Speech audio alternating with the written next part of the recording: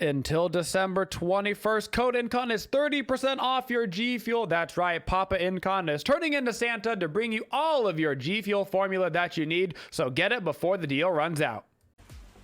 Hello everybody, we are here with your ARTEMIS ADC guide.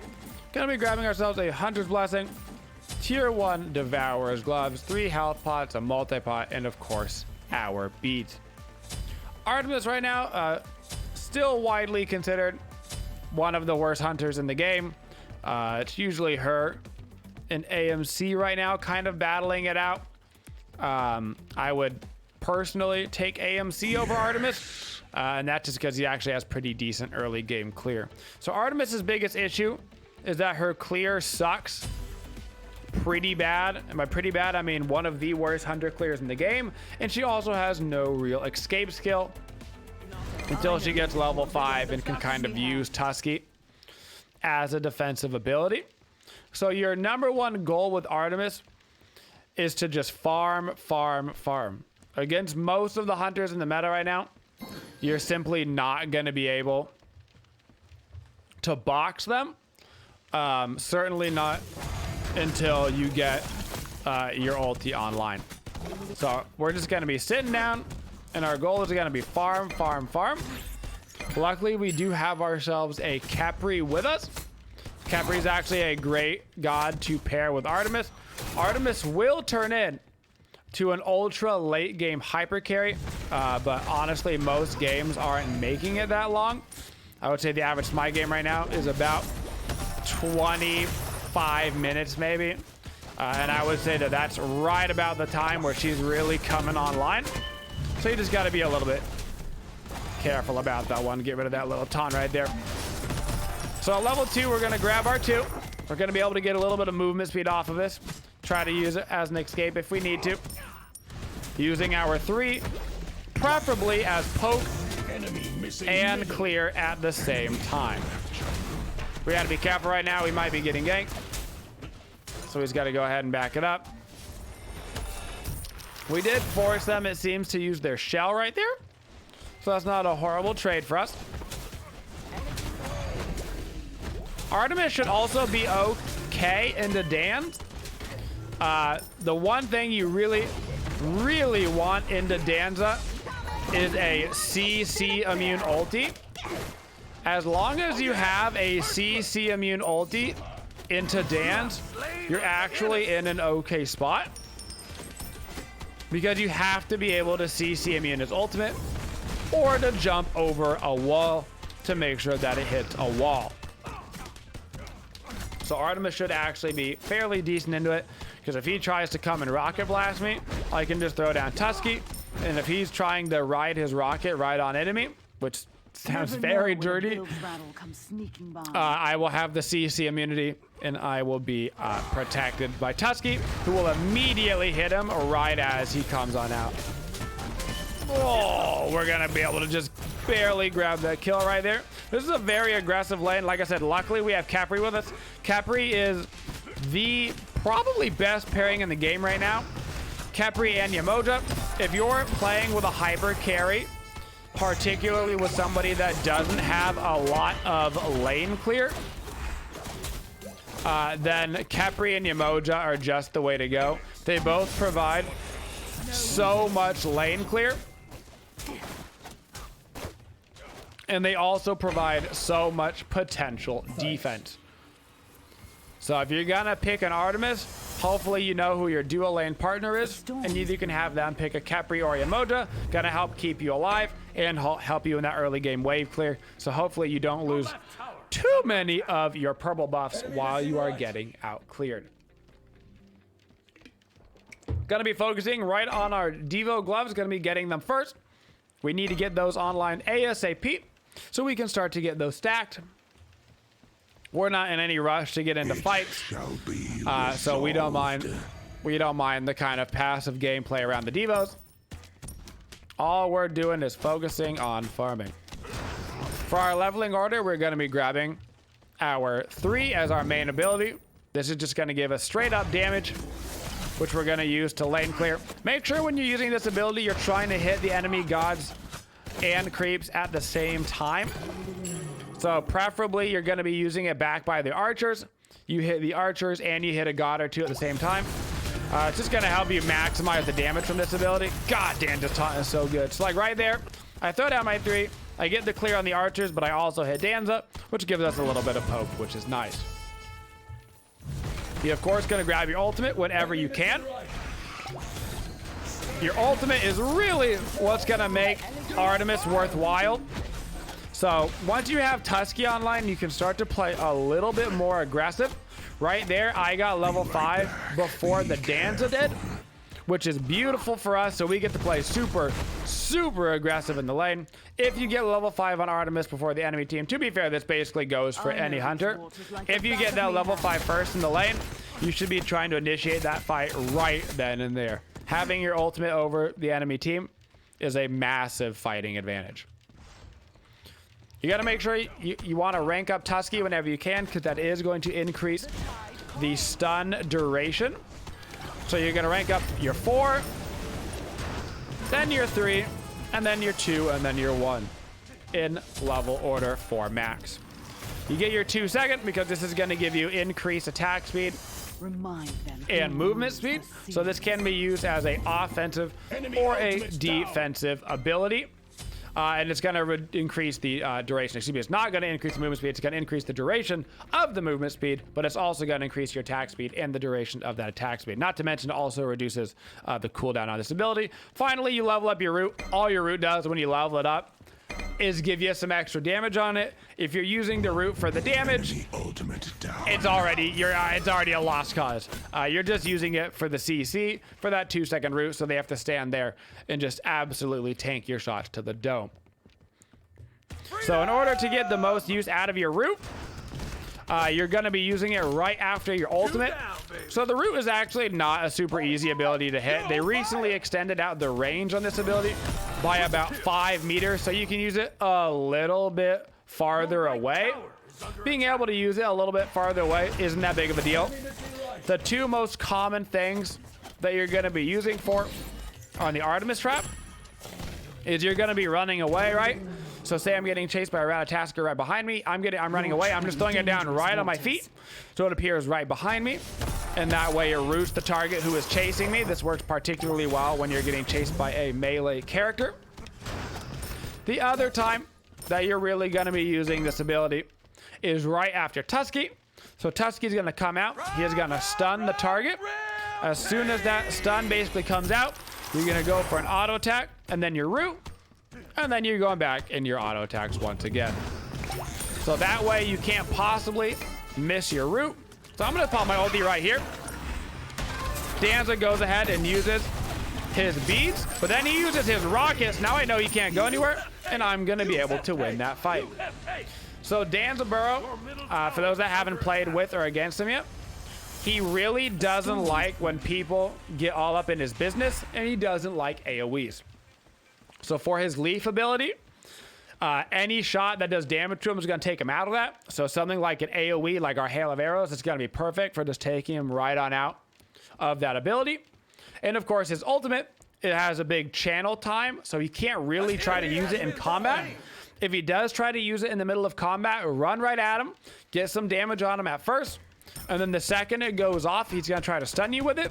So if you've got a CC immune ulti up, or if you've got your beads up, you can just take the fight right to him, and you're going to be able to beat him no problem. Danza Burrow is kind of a tricksy hunter, and so he benefits a lot from like using his ultimate from the jungle, trying to like catch you unaware. So if you can play overly aggressive into him, which is not really what Artemis' strong suit is, that's more along the lines of gods like Anher that you want to play into him. But if you find an opportunity to play aggressive, that's what you should be doing into the Danza Burrow. So for us, while our Tusky is down, we're going to be pretty much AFK. So it just came back up. Now that Tusky is back up, I can start to play more aggressive again. Every time your ultimate is down in Artemis, you should be all but AFK. There's really nothing, there's really no kill potential while your ultimate is down. It gives you CC immunity. It gives you the stun for the setup. It does a good bit of damage itself. It is kind of the bread and butter of Artemis. It's really the reason why you pick her. So if Artemis ult is down, go ahead, chillax. Just go back to your farming, no big deal. For our second active this game, you have two choices on Artemis for your second active. Those choices are going to be Blink and Aegis. Aegis is just standard, regular, defensive active. So if you're worried about getting Kraken, maybe you fell behind early, and so you're just playing defensive, nothing wrong with grabbing the Aegis. But anytime that you get ahead on Artemis, I want you to grab the second relic, Blink. Getting Blink on as your second relic on Artemis is going to let you initiate with Tusky. And Tusky is one of the best initiation abilities in the game. So you don't have to like full dive into their team. You don't have to blink right into the middle of them. Tusky will ping pong back between all these enemy gods. So as long as you can blink and sneakily get yourself into the range of one enemy god, who is then in the range of another enemy god and another enemy god and another enemy god, then you're going to get all of those Tusky stuns. You're going to force people's beads, all those actives right at the start of a fight. And you're going to get so much value out of Tusky. So anytime that you're ahead, you should really be grabbing that blink. If you're behind, you go ahead and grab the Aegis.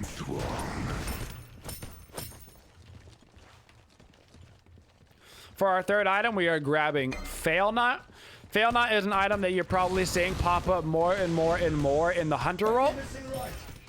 It gives 10% penetration, which is great in this tanky meta. But more importantly, it gives us power and cooldown. And cooldown is extremely important on Artemis. Without the cooldown, you have to wait a full 90 seconds. I hear a rat coming in towards me, so I'm going to pop my ulti right here for the CC immunity. As soon as I hear that rat landing, I go to pop that CC immunity. And now I'm just kind of standing in this fight looking for more. So don't forget, not only is your ultimate a great offensive ability, it's a great defensive ability. So I knew the rat was coming to land on me, so I wait until I hear that sound effect that he's coming down from his tree branch. The second he's coming down from that tree branch, I go ahead, pop the ulti, grants me CC immunity so I don't get knocked up. And then Tusky immediately stuns him as soon as he lands. A win-win on all fronts. So Fail Not's going to give us that 20% CDR. Now, it's also going to give us some critical chance. I really don't want you to get too caught up in the critical chance. Crit is a very, very dangerous spec right now. Every once in a while, crit is a good idea. But you have to be very careful. You have to look at what the enemy team is building. You have to see what actives they have. If you're seeing thorns, it's a no-go. If you're seeing big, heavy, tanky builds, it's a no-go. If you are against a squishy team that is not building reflect damage, then you can build crit and you can embrace that Fail Not and go more in a critical type path. But if you are not against that, which you probably won't be most of the time, then you should be getting yourself into the more regular standard ADC build. So I have the Fail Not. It gives me a little bit of crit, but I'm not going to be completely engaging in the crit. I'm going to be going the rest of the regular Hunter build, Atalantas, Kins, all that good stuff to deal with the enemy team as they get tankier. So what we saw over there in the duo lane is why you love the blink on Artemis. You blink right up to the enemy. You immediately smash your ultimate. That forces them to either beads or basically die. That's their only option. And because I've got the Fail Not now, and I've got that 20% CDR, my ultimate is already up in another 30 seconds. So I can go right back in to looking for a fight. I'm gonna throw down a little root right here. I knew he was gonna try to get out through this. I'm saving my 3 just in case he does manage to get out over the wall, so I could have the secure. Gank middle lane. Sometimes you want to hold your 3. It's nice that it's a slow, but if a target is gonna have a leap or some way to get out, sometimes you want to go ahead and hold that ability so you can use it over a wall and get that final hit that you need. For our 4th item this game, we're going to be grabbing Atalanta's Bow. I recommend on every single hunter that Atalanta's Bow be your 4th item. You're going to need the % pen by that point. It should be around, give or take, the 15-ish minute marker. And that is going to bring you into your team fights. 15 minutes is really when the big team fights start to break out. A lot of games will end even by that 20-minute marker. So you got to make sure you have your penetration online by then. So we're going to back it on up, and we're going to get ourselves our Atalanta's Bow. Still the best penetration item for hunters. But keep in mind that you still combine this with items like Fail Nut. So instead of having just a 20% physical pen, we've actually got 30% physical pen right now. You pretty much need 30% physical pen on every single hunter game. You don't necessarily need the 40%, but I would recommend the 30% every single game, regardless of whether you're getting that extra 10% from a Fail Knot, from a Silver Branch Bow, whatever. It is important. For enemy gods that you do not want to see on the other team, early game lane killers are a no-go. So the hi-rez of the world are an absolute disaster for you. You do not want to mess around with any of them. So anybody that you're concerned about fighting in the early game, that is not where Artemis thrives. Artemis wants to AFK and farm. So if you're not allowed to AFK and farm, you're gonna have a bad time. This also goes for the early game supports. So you would prefer to go against something kind of late game oriented like a Geb on the enemy team compared to something early game bruiser focused. So like a Horus is a nightmare for you. A Thor is a nightmare for you as a support.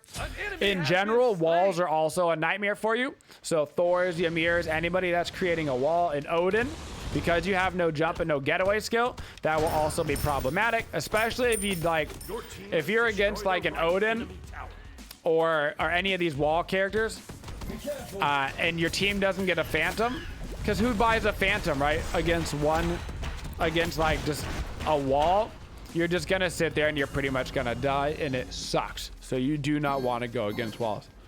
We talked about it a little bit earlier, but you do want to pair some very supporty supports with Artemis. The Capris of the world, the Emojis of the world, somebody that can lane clear with her and help keep her alive later in the game. She does need kind of a dedicated peeler. So a Geb can work, but you have to keep in mind that Geb has a really bad early game lane clear. And so you're going to lose the lane really hard if you do something like that. But as long as you don't die too many times, you still might make it out of it. But somebody that can really peel. So I wouldn't play the more aggressive supports with Artemis. Your left tower is under attack. At this point in the game, we can probably look over towards the Fire Giant. I'm looking towards this team right now. I've got my finger on the blink, keeping my eyes on the map just to see where everybody goes.